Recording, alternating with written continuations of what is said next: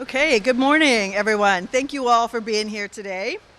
I am here with representatives from Puget Sound Sage, from MLK Labor, from Disability Rights Washington, and from Seattle Neighborhood Greenways to announce that my office will be proposing a transportation levy package of $1.7 billion to fully fund every safety measure that was proposed by every single city council member. First, I do want to thank the Chair of Transportation, Rob Saka, for leading on the effort to increase the levy so that we can prioritize more and better sidewalks and increase support for Vision Zero across the city. However, over the past several months, we've engaged with transportation levy communities, we've engaged in the committee itself, and I've heard loud and clear from constituents across the city, from people in every council district, during our public hearing and during our public comment periods in committee, that voters want a bolder transportation levy. They want a package that prioritizes safety investments for everyone, especially for those who are walking or rolling or biking to navigate the city. Seattle has had a goal to eliminate traffic fatalities and serious injuries since 2015. And yet, just last year, there were 167 fatalities in King County. And while other parts of the country are seeing traffic fatalities decrease, Washington State saw an 11% increase last year. Since January, we've had 14 fatalities. 7 of these were pedestrians on Seattle city streets. 7 were in vehicles. These are people who were simply going about their day, trying to get to work, to groceries, to visit with a friend. And these are deaths that could have been prevented if we were bold enough to make sure that we prioritize redesigning our streets. When we design our streets to center universal accessibility, everyone wins.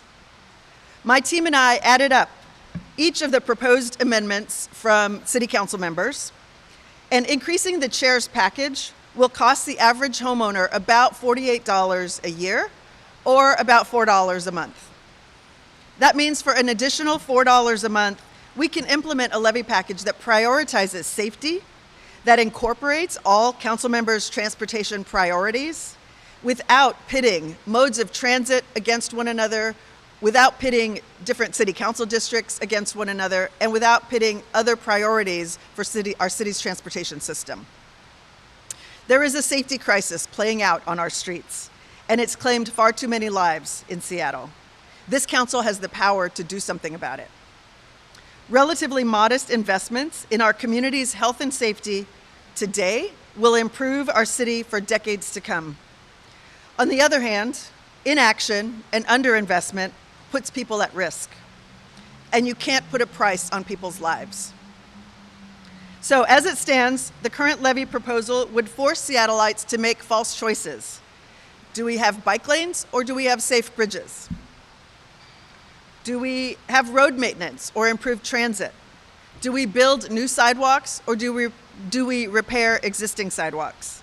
We can and should do all of these things. This council has a once-in-a-decade opportunity to shape our city's transportation infrastructure to center mobility and safety for everyone. We're in the middle of a local and national road safety crisis. We can't afford to wait to be bold in the vision of what we want our Seattle streets to look like. Lives are quite literally depending on it. So I want to introduce our next speaker. As I mentioned, we have folks from several different organizations. Next, we will hear from Christina Shimizu from Puget Sound Sage. Good morning, everyone. My name is Christina Shimizu, and I'm the Executive Director of Puget Sound Sage. The transportation levy presents council with an opportunity to be bold and not just do the same old thing. Bold for BIPOC communities that have been dispossessed, disinvested in, and neglected for centuries. And bold for all people of Seattle who deserve a robust transit system that meets the needs of all people and is accessible and doesn't result in further harm to BIPOC communities. It is indisputable that Seattle voters want a large and transformative levy. The polling others will discuss in greater detail today showed that over 75% of Seattle voters would vote for a $1.7 billion package. Seattle voters also want increased transit without displacement. Over 55% of voters would be more likely to vote yes if the transportation levy included funding to mitigate displacement caused by transit expansion such as light rail. Councilmember Morales has introduced an amendment doing just that, asking for just $5 million, a tiny amount in the scheme of the levy package for community-led planning in the Graham Street South End neighborhood and the Chinatown International District. Graham Street and the Chinatown International District are both neighborhoods at some of the highest risk of displacement across the city, and both will be seeing new light rail stations within the next decade. And we know from experience in the Rainier Valley that without large-scale investment in anti-displacement strategies by and for our BIPOC communities, light rail expansion equals gentrification. With higher income people initially attracted by light rail moving into our neighborhoods and ultimately using their cars, not even light rail to get around. Meanwhile, our people, low income and working class BIPOC communities, most likely to use public transit, are pushed out further and further south, out of our city altogether. Low income BIPOC communities deserve access to robust transit systems, and they deserve to remain in place to take advantage of it. Councilmember Morales' amendment to allocate $5 million to community-led planning in these neighborhoods will make a future without displacement more possible in two communities that deserve it. We call on the City Council to support this amendment, as well as to increase the overall size of the levy to $1.7 billion. Thank you. Next up is Karina Iala from MLK Labor. Thank you and good morning. My name is Karina Yballa and I'm with MLK Labor, King County and Seattle's largest labor organization representing thousands of workers across the city of Seattle and their unions. I'm here today because we stand at a pivotal moment in our city's transportation future. Every day we navigate our streets, commute to work, and build our lives around the infrastructure that supports us. But years of underinvestment have left us with crumbling roads and bridges that hinder not just our mobility, but our economic vitality. And no one feels more profoundly the inadequacies of our growing city's transportation infrastructure than the people who show up every day at work to drive trucks and buses on our roads, unload freight at our port, pave sidewalks and streets, engineer solutions for the future, and so much more. Back in March, our members passed a resolution calling for a $1.7 billion levy that builds more sidewalks, makes freight easier to move, and repairs our bridges and roads. This transportation levy is not only essential for the repair and maintenance of what we already have, but also gives us the opportunity to properly resource good union jobs and transportation improvements that all of us stand to benefit from. Through this investment, we can help meet our climate goals by building electric vehicle charging infrastructure, invest in equity through neighborhood greenways and safety initiatives, and further connect our transit lines and bike paths. We'd like to thank the many people who've worked tirelessly to create the transportation package that meets the need, and are especially grateful to Councilmember Morales for her leadership and forward thinking. We'd also like to take this opportunity to thank Mayor Harrell for inviting Labor to help craft the initial proposal as part of his kitchen cabinet, and Transportation Levy Select Committee Chair Saka for his amendments that propose improve access to EV charging stations for Seattleites. Together, we can ensure that Seattle remains a city that works for everyone, with roads that connect us and transportation that moves us forward. Next, I'd like to welcome up Cecilia Black from Disability Rights Washington.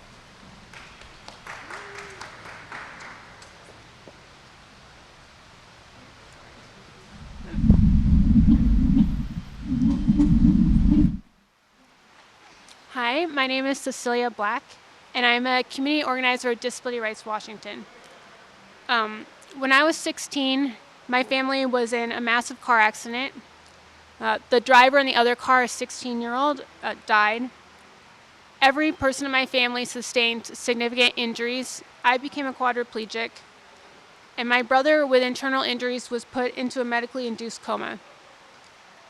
When they take you out of a coma, you can experience psychosis.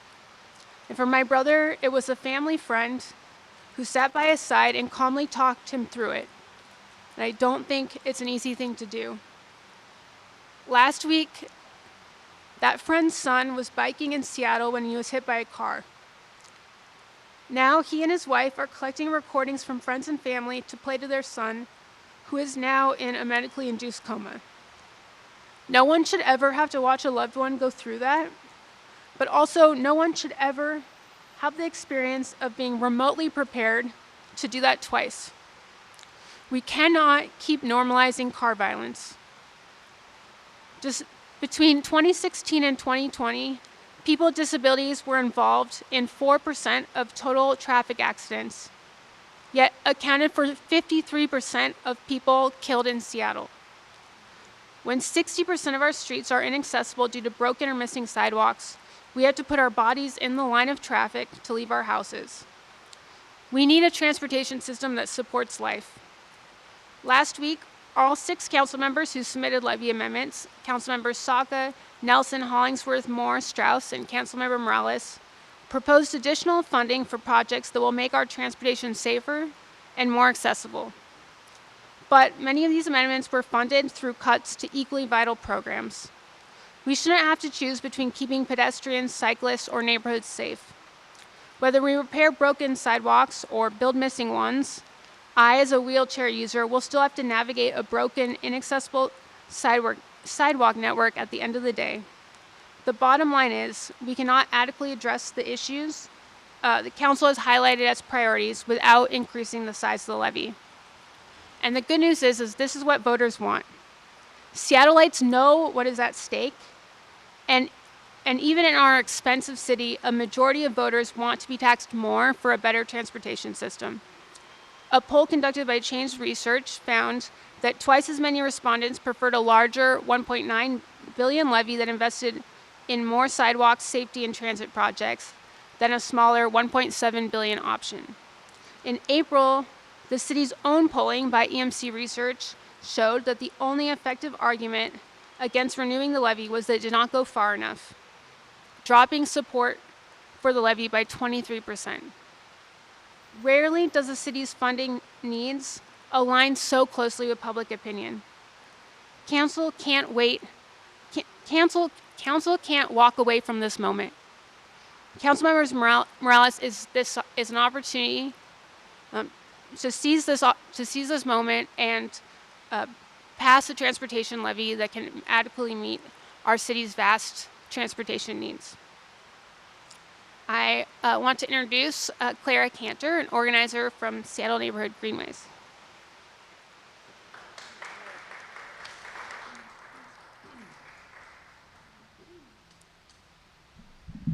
Thanks, Cecelia. Can you hear me? Is that picking up? Okay. My name is Clara Cantor. I'm a community organizer with Seattle Neighborhood Greenways. And our next transportation levy must meaningfully tackle the safety and equity and mobility and climate challenges that our city is facing. And like others have mentioned before, polling shows that Seattle voters recognize those great needs and are willing to pay to fix and address the system that we're moving in every single day of our lives. A poll conducted by Change Research found that 79% of Seattle voters would approve a $1.7 billion levy like is proposed here, and that 2/3 of those would go even higher, preferring a larger $1.9 billion levy when told that it would build more sidewalks and more safety projects across Seattle. According to the city's own polling done by EMC Research, the only argument against renewing the levy that caused a significant dip in support was that it didn't go far enough and invest enough in walking, biking, transit, and the climate. Voters understand what's at stake here, and the council needs to capitalize on this unique moment. But so far, what we've seen, the council amendments have been proposed to pit vital programs against each other. And we shouldn't have to choose between safe routes for kids walking and biking to school and equity-focused safety programs. We shouldn't have to choose between building and repairing our sidewalks. We shouldn't have to choose between public open space and protected bike lanes. We need all of those things, and polling shows that voters will pass a levy that funds them. I also want to speak specifically to two of the items in this package that Councilmember Morales has proposed that are really close to my heart personally. One is the $15 million for the equity-focused neighborhood safety program, which reverses a proposed 38% cut to a vital program that was crafted and pushed by SDOT's own Transportation Equity Work Group. This program is small, but it highlights and prioritizes community ideas and increases the equitable distribution of safety-focused spending in Seattle. It would have an outsized impact on starting to right some of the historic and ongoing disinvestment that BIPOC and low-income communities in Seattle have had for decades. I'm really grateful to see the funding here for those communities and for our communities, especially in the South End. The other one I want to mention specifically is $20 million for protected bike lanes with an emphasis on South Seattle projects. I live in the South End, and I mostly get around on my bike or sometimes riding the bus. And currently there's no protected way for me to get around the South End. There's no connected bike network for the majority of South Seattle. There's no way to get between our cultural centers, our business districts, our schools, and even areas that are expected to see significant growth in the coming years. I'm also a parent of two very young kids, and trying to get anywhere with my kids on the back of my bike has put in really stark reality just how unsafe I feel most of the time I'm on my bike. How very few places in my neighborhood I can get to in a way that feels safe enough to have my kids with me, and like I'm not endangering their lives and mine. I'm left taking these roundabout 45-minute routes that hop up on the sidewalks and going up and down steep slopes, just to avoid the direct routes that would probably take me half the time if they felt safe to bike on. The primary reason for that is the lack of investment in South Seattle, particularly in safe streets. It started decades ago when we chose to build our highways and our high-speed freight routes on top of and through BIPOC communities and low-income communities, and it continues today every time our city makes decision after decision after decision that prioritizes high-speed traffic over community lives. 30 people have been killed in car crashes in my neighborhood in the last 5 years.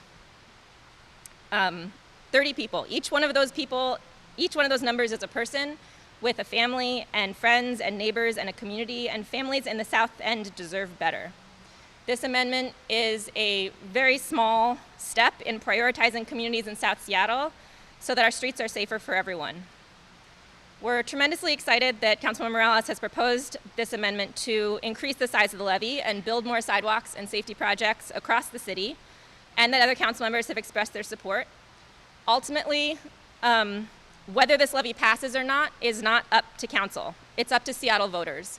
And voters have shown that we support investing in a transportation system that gives people choices for how to get where we need to go safely, conveniently, and affordably, and most importantly, without dying. I'm going to pass it back to Councilmember Morales for questions. All right, we're going to take a few questions. Does anybody have one?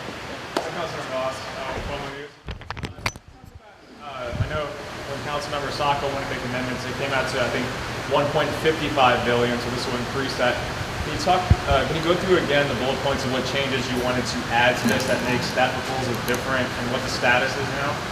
Sure. So what we saw at committee last week is that there's a lot of energy around Vision Zero, around increased sidewalks. There's energy around freight, bridges, but at the 1.5 level that's being considered by the chair, in order to do one of those things, we have to take money from the other. So the difference is that we've added all of those things together to see how much it would cost, how much it would increase the levy, and it does come out to about 1.7. So there's no difference between what I'm proposing and what amendments were submitted last week. The difference is that we're putting them all together to say we can do all of it, and voters have demonstrated that they're interested in doing all of it. What happens from here? Does the council have to vote on it before it goes to the voters? What's next? Yes, so procedurally what happens is that we vote on the amendments next week at the committee meeting on Tuesday. Then it goes to full council.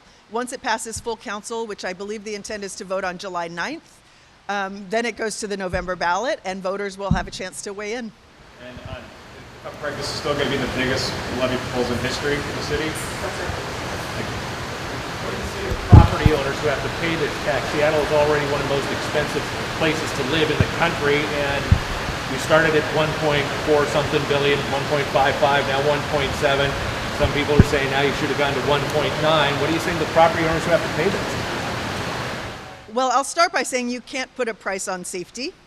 What we're talking about, as many people have referred to, is the fact that people are dying on our streets literally every day. And so what we're trying to do is demonstrate that we can actually make our streets safer. It's going to cost money to invest in better sidewalks, better infrastructure, and really this is basic infrastructure that we're talking about.